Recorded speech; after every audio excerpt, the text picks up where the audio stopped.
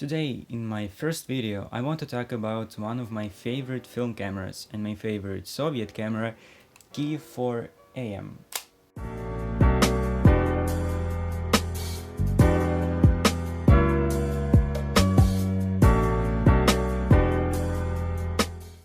But first, a short history lesson.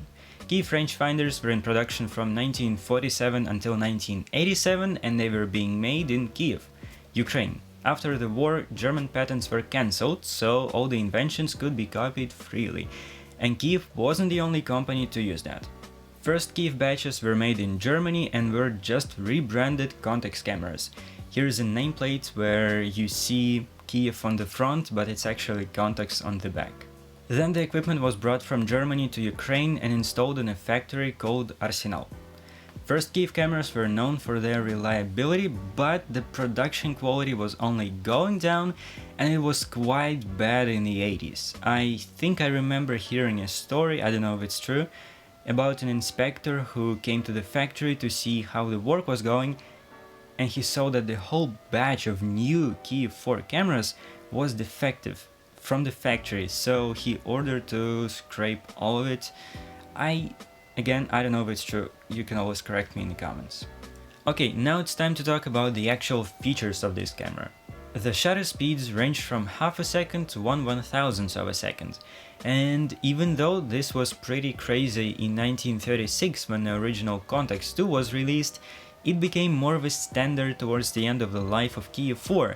And we know that Kiev-4 is just a 1936 camera manufactured for 50 years without almost any improvements whatsoever. I don't know if this says a lot about how good the original Contax 2 was, or if it was more of like, if it ain't broke, don't fix it. The stock lenses that come with Kiev cameras are either Jupiter 8, 8M with an aperture of f2.0 or Helios 103 with an aperture of 1.8. And that's way cooler than, for example, Industar lenses that came with fat cameras that had apertures of like 3.5 and 2.8.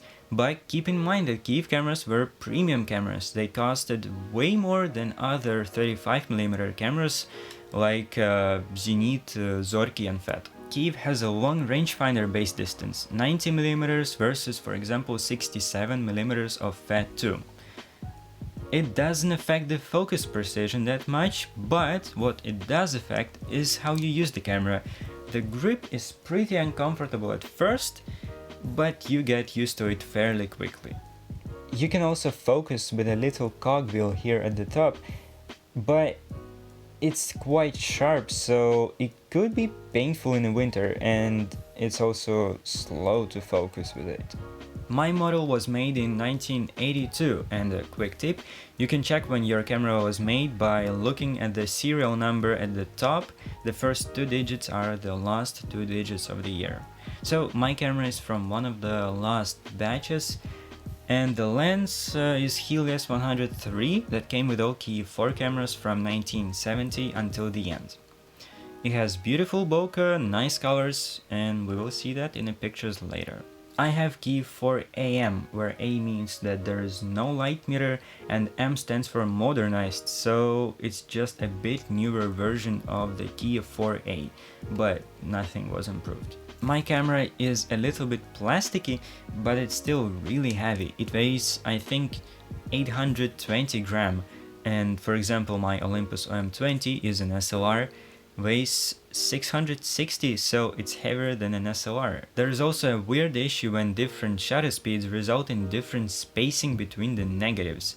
I think I still get 36 exposures per roll, so it doesn't matter that much, but keep in mind that old cameras can have such issues. Also, my camera makes a weird noise if I shake it. Here's a video of this camera with another lens and another body with this lens.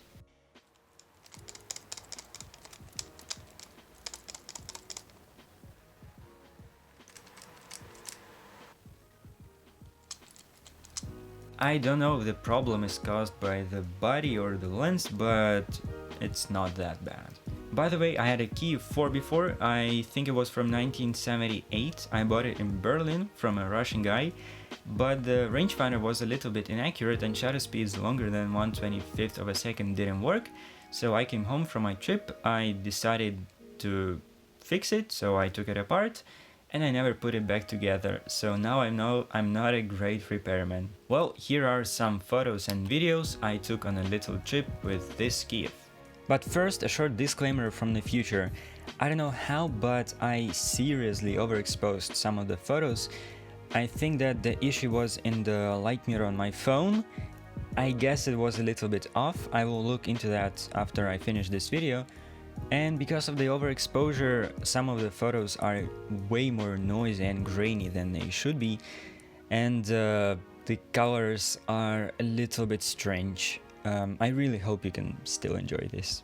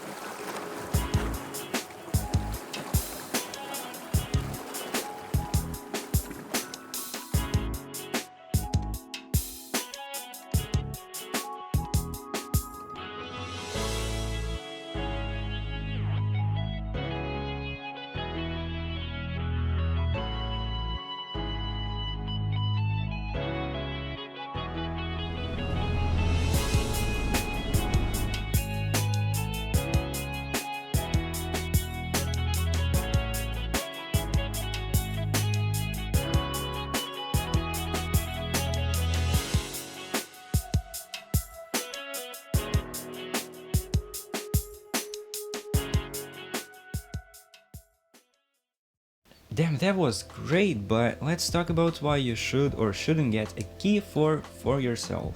And let's begin with some pros. First of all, this camera looks great. I feel inspired every time I just look at it. It's just so classic, and it's also really well built and it's durable. Because of that, it's easier to find a fully working Kiev than any other Soviet rangefinder. It's also very quiet, so it's great for street photography. Wait, let me demonstrate you. The difference is huge. Like, if you're outside on a street, this camera is just basically silent. Kiev cameras are fairly cheap. I bought mine for 60 euros here in Belgium, but you can find them for way cheaper in post-Soviet countries, and sometimes with a box, manual and all the paperwork. So such a cheap camera is a great entry into the rangefinder world. This is a fully manual camera, so you have to either slow down and use an external light meter, for example on your phone, or try eyeballing the exposure with Sunny 16. But of course there are some cons as well. And the first one is, because of their complexity, Kiev cameras were and still are way harder to repair than other cameras from that time. Second thing is, this camera is big and heavy. Not crazy big and heavy, but I wouldn't take it everywhere. This camera I'm recording with is 300 grams lighter, it has a retractable lens, so I can put it in my jacket pocket, so it's just easier to take this camera with me than not to take it. A very minor complaint, but the sound of longer shutter speeds here is somewhat annoying. This is at 1/5 of a second. It's harder to focus with a rangefinder when it gets dark. So what I do sometimes is either light the subject up with a flashlight or put the flashlight where I have to focus. Then there is also parallax error. When I take pictures, I usually try to frame everything exactly how I want it to be in the end. And that's easier with an SLR, where you see everything that will be captured on film, but here the story is different. So the middle point of the viewfinder is a little bit higher and to the left than the middle point of the actual frame. So I focus and then point the camera downwards and to the right if I shoot in landscape orientation. Minimal focusing distance here is 0.9 meters. It's not actually a con of this camera, but most of the rangefinders. So one of my favorite ways to take a portrait is to fill most of the frame with the model's head, and that's around 50 to 60 centimeters from their eye to the lens. Okay, in conclusion, is Kiev-4 worth it? I'd say yes, but only if you find a good deal for it. In West Europe, Kiev-4 body and the stock lens go for around 50 to 70 euros, and to be honest, I wouldn't consider it for anything more than that. It's a good camera, you can always buy it, shoot a couple of rolls with it, and then just get your money back by selling it. Thanks for watching this video, I hope you enjoyed it as much as I've enjoyed making it. I think of uploading more digital and analog photography stuff to this channel, maybe some traveling, maybe even music, we will see. And if you have any questions or suggestions, you can always leave a comment or send me a message on Instagram. I'll leave the link in the description. And yeah, see you in the next video.